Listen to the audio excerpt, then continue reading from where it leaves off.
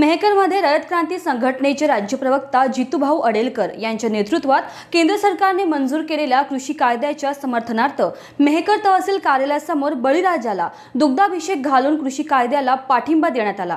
नवीन कृषी कायद्याविरोधात दिल्लीत शेतकरी आंदोलन करत असतानाच रयत क्रांती संघटनेने कायद्याच्या समर्थनार्थ महाएल्गार आंदोलन सुरू केले। कृषी कायद्याविरोधात देशभर आंदोलनाला अनेक राजकीय पक्ष खेळाडू समर्थन देत असताना मेहकरामध्ये कायद्याच्या समर्थनार्थ रयत क्रांती संघटना मैदानात उतरली। नवीन कायद्यामुळे शेतकऱ्याला कुठेही शेतमाल विकता येणार आहे। कंत्राटी शेती करताना कायदेशीर आधार शेतकऱ्याला मिळणार आहे। त्यामुळे शेतीवर अंतिम मालकी ही शेतकऱ्यांची राहील।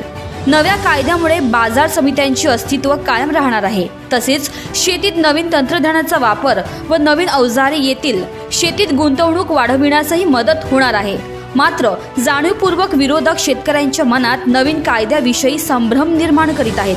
कृषी विधेयकाच्या समर्थनार्थ मेहकर तालुका रयत क्रांती संघटनेच्या वतीने तहसील कार्यालयासमोर बळीराजाला दुग्धाभिषेक घालून कृषी कायद्याच्या समर्थनार्थ घोषणाबाजी करून आंदोलन करण्यात आले।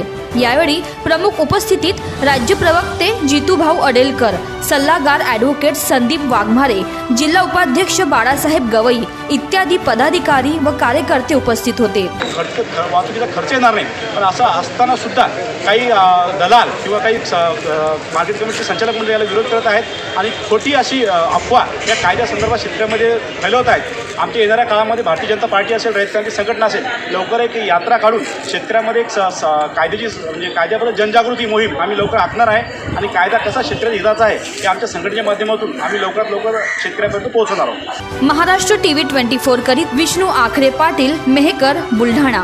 सदाभाऊ खोत आगे बढ़ो, हम तुम्हारे साथ हैं।